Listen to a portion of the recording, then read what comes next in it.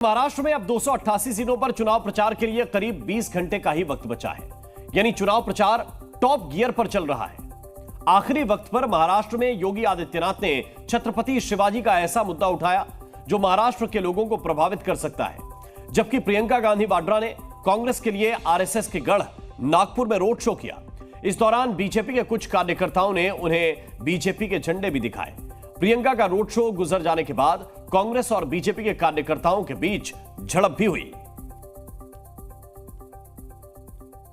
कल वोटरों को अपने पक्ष में करने का आखिरी दिन होगा, इसलिए योगी और प्रियंका पूरी कोशिश कर रहे हैं। फिलहाल योगी की 3 गारंटी महाराष्ट्र में ट्रेंड कर रही हैं, जिसे वोटिंग से पहले गेम चेंजर माना जा रहा है। पत्थरबाजी किए तो उन्हें मालूम है यूपी का सूत्र लागू हो जाएगा, राम नाम सत्य है।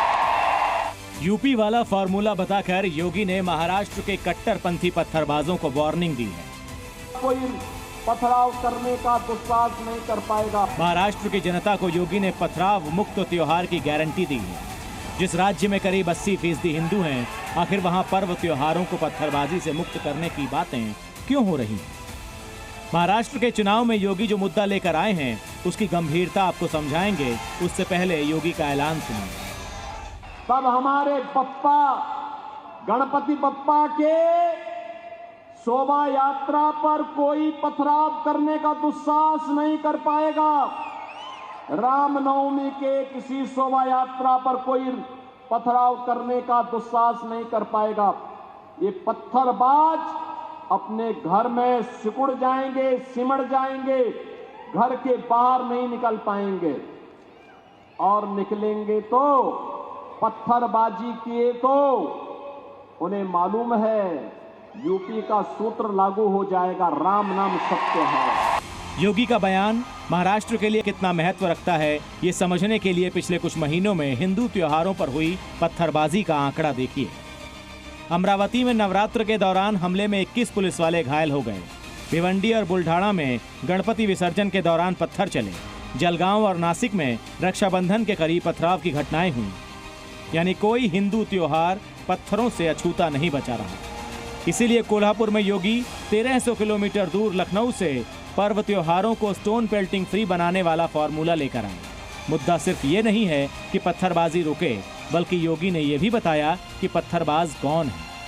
ये निजाम के रजाकार वही कट्टरपंथी मुस्लिम हैं जो आज भी जगह जगह, कहीं गणपति महोत्सव पर, कहीं रामनवमी की शोभा यात्रा पर, और कहीं पर हमारी आस्था और सम्मान के प्रतीक विशालगढ़ जैसे किलों पर कब्जा करके भारत को अपमानित करने का कार्य कर रहे हैं। योगी ने जैसे ही विशालगढ़ किले का नाम लिया, कोल्हापुर की जनता ने समर्थन का गगनभेदी जवाब दिया। सबसे पहले समझिए कि कोल्हापुर के लोगों का इस किले से क्या संबंध है। कोल्हापुर में शिवाजी का एक प्राचीन विशालगढ़ नाम का किला है। वर्ष 1058 में इस किले का निर्माण शिलाहार राजा मारसिंह ने करवाया था। इस किले को सन 1659 में शिवाजी ने आदिल शाह के कब्जे से मुक्त करवाया था, जिसके बाद शिवाजी ने इसका नाम विशालगढ़ रखा। लेकिन छत्रपति शिवाजी से जुड़ी इस धरोहर के आसपास मुस्लिमों ने अवैध तरीके से अतिक्रमण कर लिया है। दावा किया गया है कि यहाँ एक दरगाह ने अतिक्रमण किया है। पहले यहाँ के अतिक्रमण पर बुलडोजर चलाया गया था, पर बाद में कोर्ट ने स्टे दे दिया। योगी ने कोल्हापुर में खड़े होकर इस किले में हुई घुसपैठ को दूर करने की गारंटी दी है। महायुति गठबंधन की सरकार बनती है तो विशालगढ़ किले का अतिक्रमण भी अपने आप ही दूर हो जाएगा। कोल्हापुर के बाद कराड़ में रैली के दौरान पहली बार योगी आदित्यनाथ की भगवा पगड़ी पर 2-2 कमल दिखाई दी। एक दिन बाद यानी 18 नवंबर को चुनाव प्रचार का आखिरी दिन होगा और योगी जनता को मैसेज देने में कोई कसर बाकी नहीं रख रहे। कांग्रेस के अंदर अंग्रेजों का ही जीन्स आया है। महाराष्ट्र में बीजेपी गठबंधन के लिए योगी तो महाविकास अघाड़ी के लिए प्रियंका वोटों को टारगेट कर रही हैं। और आज योगी ने कांग्रेस का नाम लेकर महाराष्ट्र में तीसरी गारंटी दी। कांग्रेस के अंदर अंग्रेजों का ही जीन्स आया है और इसीलिए कह रहे हैं बांटने की राजनीति कर रहे हैं। ये महाअघाड़ी गठबंधन बांटने की राजनीति कर रहा है। ये जाति के नाम पे बांटेगा, क्षेत्र के नाम पे बांटेगा, भाषा के नाम पे बांटेगा, आपस में लड़ाएगा, जाति जाति को लड़ाएगा। महाराष्ट्र में पिछले कुछ वक्त से योगी के विरोधी आपस में लड़ रहे हैं। इसमें पहला नाम है AIMIM के अध्यक्ष असदुद्दीन ओवैसी और दूसरे नंबर पर हैं समाजवादी पार्टी के अध्यक्ष अखिलेश यादव।